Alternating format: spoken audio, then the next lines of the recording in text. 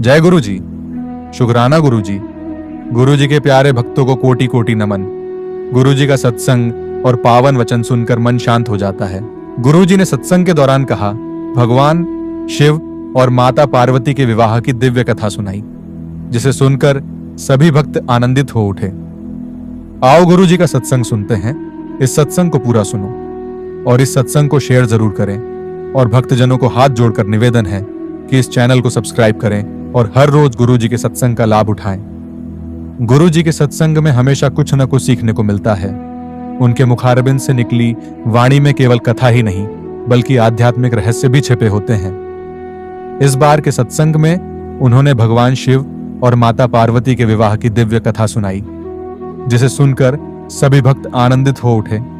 गुरु जी ने कहा कि यह कथा केवल शिव पार्वती के विवाह की नहीं, बल्कि भक्ति, तपस्या, प्रेम और समर्पण की पराकाष्ठा को दर्शाने वाली है। गुरु जी ने बताया कि शिव शंकर अनादि, अनंत और निर्विकार हैं। वे सृष्टि के आधार हैं, जिनकी साधना से आत्मज्ञान और मुक्ति प्राप्त होती है। वे हिमालय पर तपस्या में लीन रहते थे, सांसारिक मोह माया से परे एक योगी के रूप में। उनका भस्म लिप्त शरीर, जटा में विराजमान पवित्र गंगा और गले में सर्प इस बात के प्रतीक हैं कि वे संसार के सुख दुख, राग द्वेष से ऊपर हैं।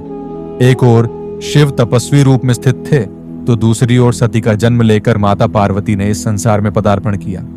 माता सती, जिन्होंने पूर्व जन्म में अपने पिता दक्ष के कारण आत्मदाह किया था, वे ही अगले जन्म में पार्वती के रूप में जन्मी। यह जन्म भी कोई साधारण नहीं था, बल्कि एक दिव्य उद्देश्य को पूर्ण करने के लिए हुआ था। माता पार्वती का जन्म और उनकी शिव के प्रति भक्ति गुरु जी ने आगे बताया कि राजा हिमावन और रानी मैना के घर एक कन्या का जन्म हुआ, जिसे वे पार्वती नाम से पुकारने लगे। बाल्यकाल से ही माता पार्वती शिव की भक्ति में लीन थीं। उन्होंने अनेकों संतों और गुरुओं से सुना था कि शिव ही परम सत्य हैं। उनके मन में एक ही संकल्प था कि वे भगवान शिव को अपने पति के रूप में प्राप्त करेंगी। समय बीतने के साथ जब माता पार्वती यौवन अवस्था में आईं, तो उनके माता पिता ने उनके विवाह की चिंता करनी शुरू कर दी। परंतु माता पार्वती का मन केवल शिव में लगा था। उन्होंने अपने मन में ठान लिया था कि वे किसी और से विवाह नहीं करेंगी। वे अपने लक्ष्य को प्राप्त करने के लिए कठोर तपस्या करने के लिए वन में चली गईं। गुरु जी ने बताया कि माता पार्वती की तपस्या अत्यंत कठिन थी।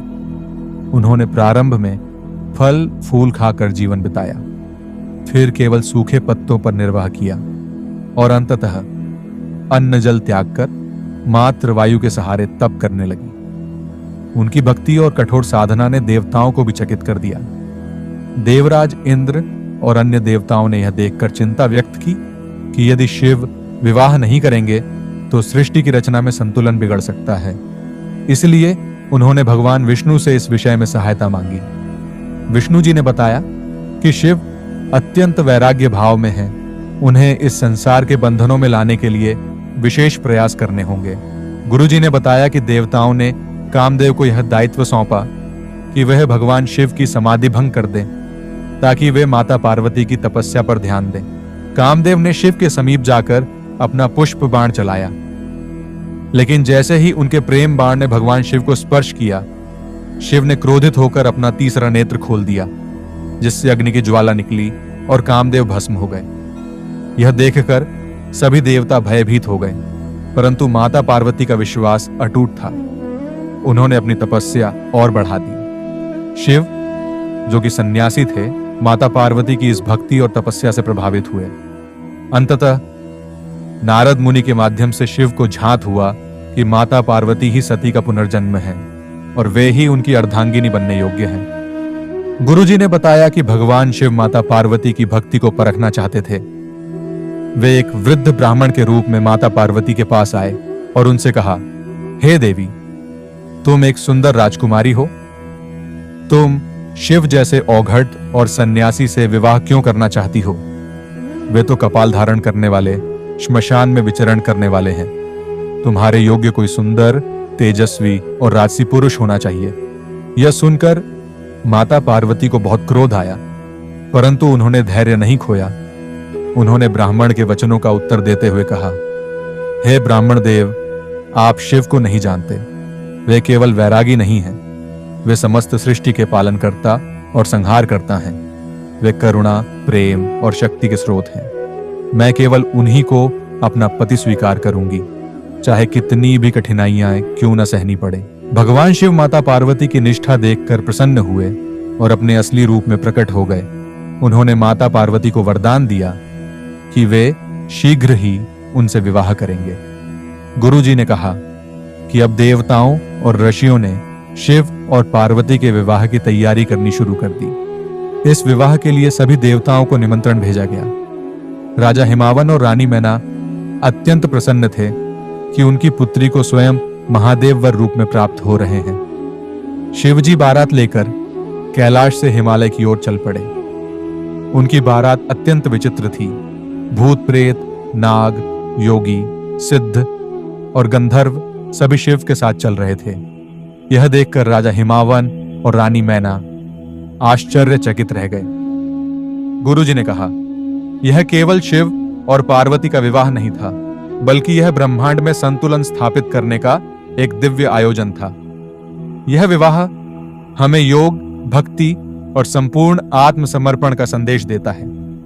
गुरुजी ने कहा कि जब भगवान शिव ने माता पार्वती के साथ विवाह करने की स्वीकृति दी, तो समस्त ब्रह्मांड में हर्षोल्लास फैल गया। सभी देवता, आर्षि मुनि और गंधर्व इस विवाह में शामिल होने के लिए उत्साहित थे।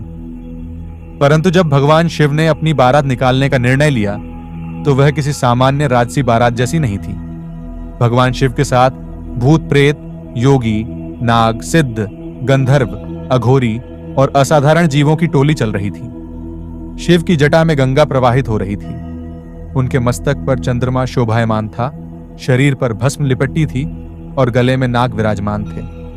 उनके वाहन नंदी के साथ अनेक विचित्र प्राणी चल रहे थे।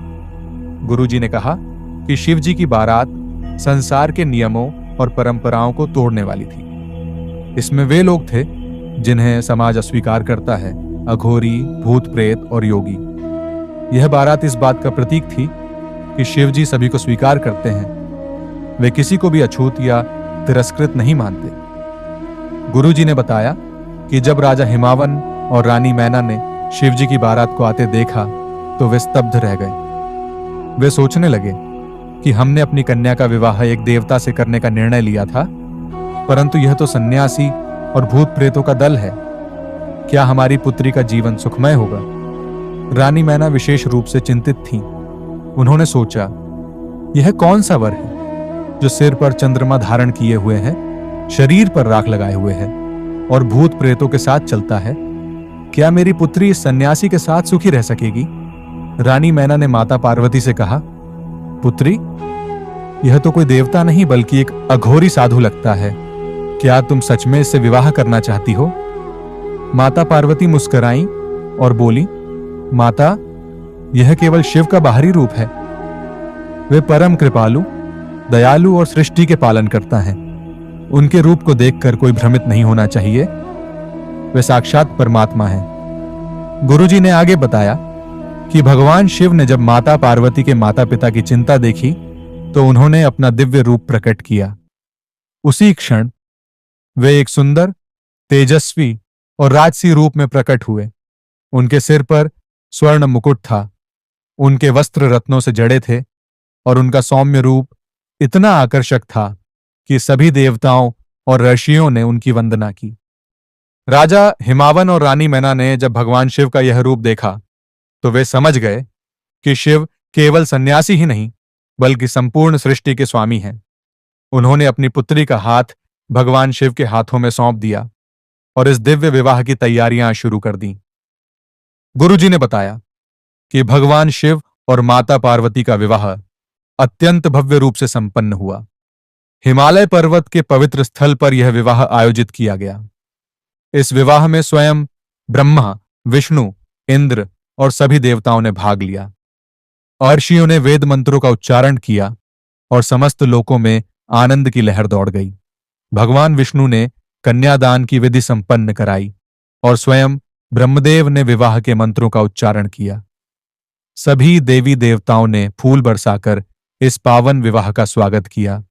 गुरुजी ने इस विवाह की आध्यात्मिक व्याख्या करते हुए कहा, शिव और पार्वती का मिलन केवल एक पुरुष और स्त्री का विवाह नहीं था, यह प्रकृति और परमात्मा का मिलन था।